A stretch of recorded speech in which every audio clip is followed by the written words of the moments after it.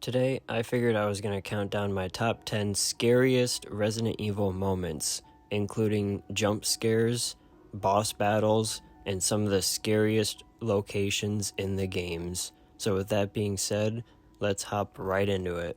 Come here, boy. Let's do this. Come on. Number 10 would be Marvin turning into a zombie, and this is something that really scared me in the original version, because you're just running around and collecting loot in the RPD, and then you run into Marvin's office, not realizing that he's already dead, and then this happens.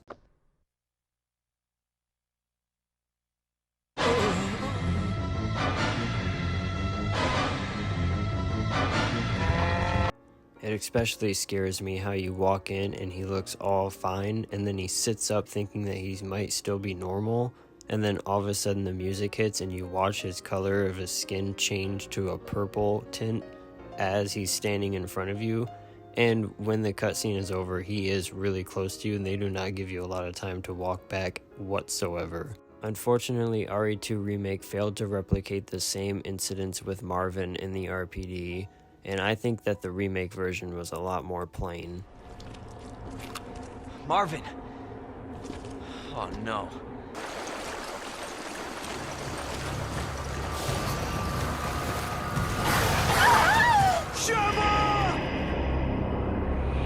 Number 9 I put as the alligator-infested water in the marshlands part of Resident Evil 5, and you have to collect 4 pieces of this slab to put into the door to get on to the next section, and of course one of the 4 pieces is through this water that is infested with crocodiles.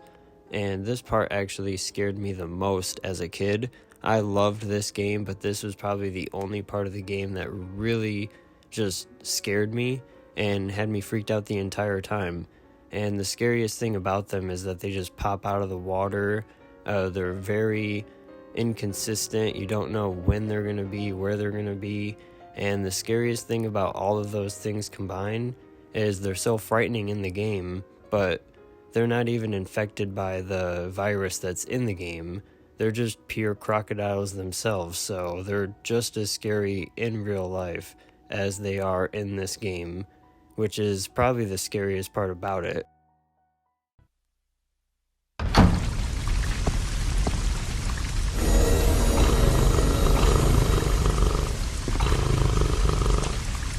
Next up at number 8, I have the first introduction to the dogs in Resident Evil Code Veronica X, and this part generally scared me several times. I've beaten this game and gone back and played it, and it has still scared me just because I'm like, where is it? And then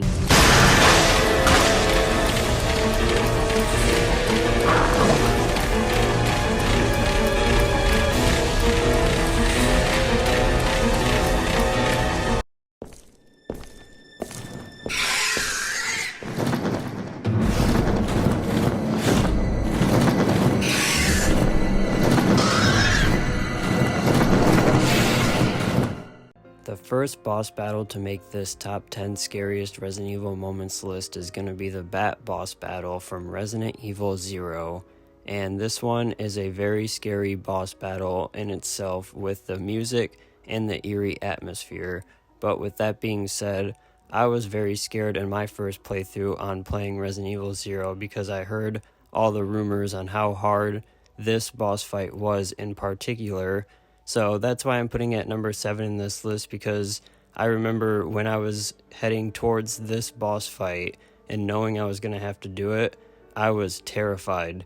And I mean, I was so terrified that I can't remember being so scared of a Resident Evil game, or any game for that matter, and being at the age that I was, no longer being a kid. I was surprised that the game gave me that same feel as when you are a kid and you're playing scary games and you're just so scared that you can't even help but just have to pause the game and take a breather.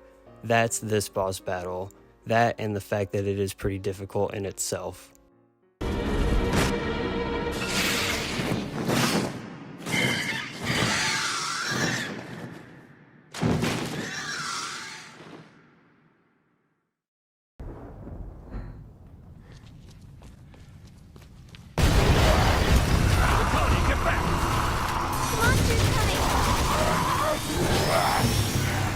So this is what happens to him. Coming in at number 6, I have Mutant Pedro attacking Barry Burton. And there is 2 factors to this that is why I put it at number 6. One being the actual introduction to the fight, which you guys just saw when he just randomly busts through the wall, which is honestly one of the most surprising elements to Resident Evil Revelations 2 that I think has ever happened in the game. And it definitely catches you off guard. I think it's the best jump scare in the entire game. But let alone from that, the boss fight itself is also why I put it in the number 6 spot, because his drill will instant kill you no matter what. Correct me if I'm wrong, guys. Maybe on the easier difficulties it's different, but for what I remember, that drill instantly kills you. And in scary video games, that is always one of the scariest elements, is knowing that if something hits you once, you're dead. And that's what this is. And it's also in a very enclosed environment, which never feels very safe whatsoever.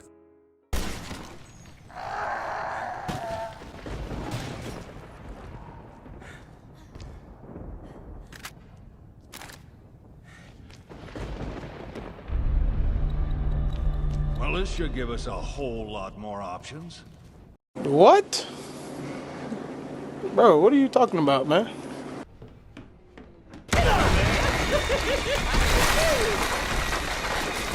When we all saw the trailer for Resident Evil 7 Biohazard, when it was coming out, we all knew that it was going to be something that was going to be different than the others that we had previously seen from Capcom. And this game was definitely that. But one element that we did not expect until we as players started getting in-game and finding out for ourselves was Jack Baker himself. And he is so relentless. He chases you through the entire game, and there's so many moments where you think that he's dead, but it turns out he is not. That alone makes this easily number 5, and we can all say that Resident Evil 7 has to be one of the scariest Resident Evil games, or one of the scariest video games in general. Are you all right? Yeah.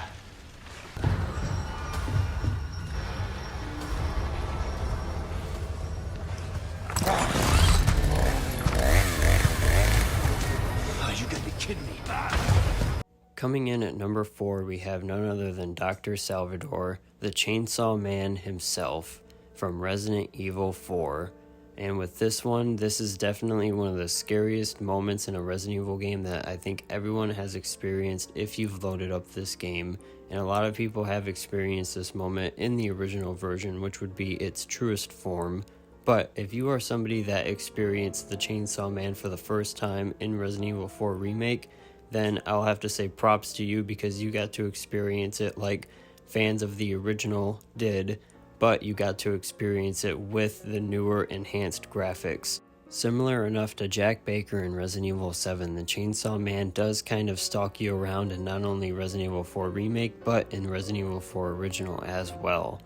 Now, I don't think it has been proven by Capcom, but I do believe that the Texas Chainsaw Massacre's Leatherface could have inspired the Chainsaw Man from Resident Evil 4 to have been created for this particular game.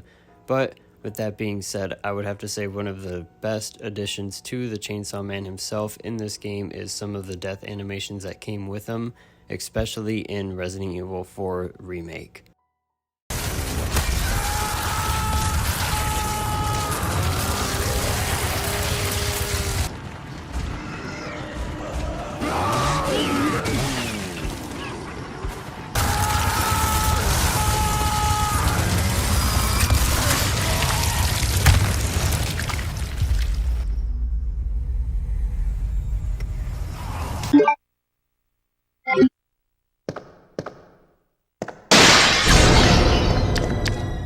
Coming in at number 3 is not only what I believe is probably one of the scariest moments in Resident Evil 2, but also probably one of the scariest jump scares in all of Resident Evil history. And also, just like the last one, is another moment where this is probably at the peak when you experience it in its original truest form, or if you never knew that this was a thing and experienced it in the remake for the first time. Which, watching back and trying to find some kind of reactions for this, I found a lot of streamers that actually got some pure reactions off of this in the remake, which surprises me because when I played this, I exactly knew what was going to happen in this point in time, and because of that, it did not nearly scare me as much as the original version ever did.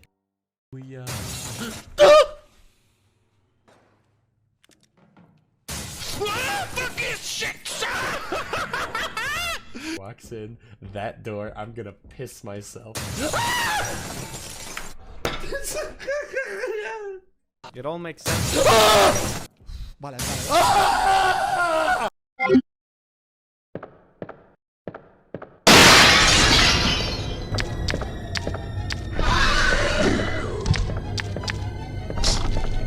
Sucker.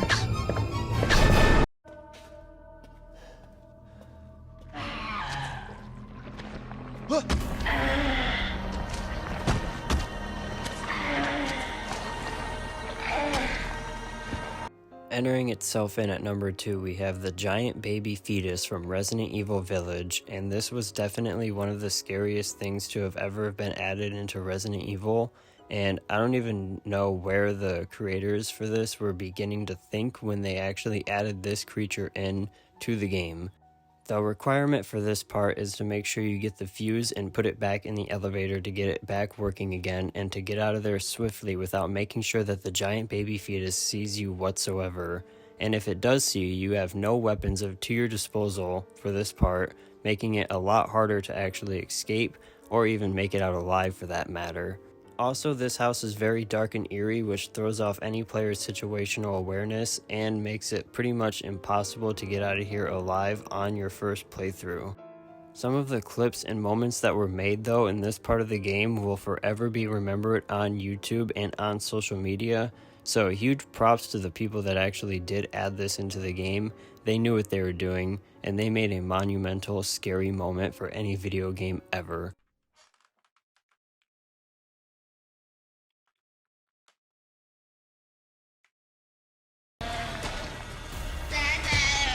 Oh my god. Oh, this is not good. I don't want to follow this thing.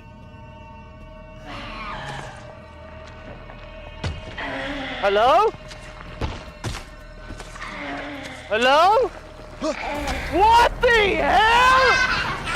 Oh my god! What the horror shit is that? That is terrifying! Whoa!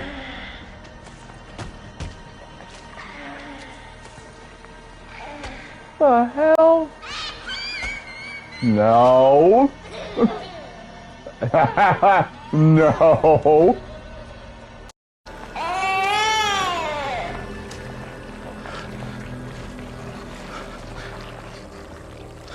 Is it looking at me? Alright!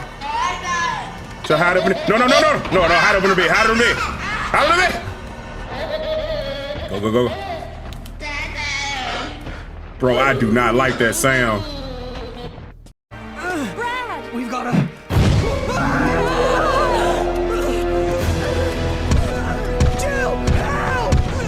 Coming in at number 1, I have Resident Evil 3 Nemesis Stalking Jill. And this one, I wasn't clear on what I should make the name for this number 1 spot. But roughly enough, I figured that number 1 should be Nemesis Stalking Jill, just because of the pure fact that in the original Resident Evil 3, Nemesis is the most relentless stalker tyrant type that we have ever seen in any Resident Evil game, or any game ever for that matter. I think we could all agree right now, hands down, that the intimidation and the pure relentlessness of Nemesis in the original is way more intense and scarier than the remake version ever was. But that could be a whole new video for it within itself. Now, a lot of people might be really easy to just look at an older Resident Evil game, kind of like this one, and especially if you're somebody who's only been playing Resident Evil for the last 5 years or so, you would look at this and think that it's not only 1, scary, but 2, fun, and you would be wrong on both of those topics, because once you're really in there and you're really in the thick of it, this game can be really fun, but it also can be very frightening because you never know when Nemesis is going to appear next, and he really does have that relentless, like, anywhere he could be moment. Like, I'm telling you guys, you don't even feel safe in the save rooms anymore when it comes to Resident Evil 3 Original. It is that scary. And of course, just like any good Resident Evil game has, the tyrant or the main boss of the game does progress into more of a gross and more mutated form, which is perfect for his final boss battle and really ties together the whole storyline and the whole rivalry between Jill Valentine and Nemesis really well. You want stars? I'll give you stars.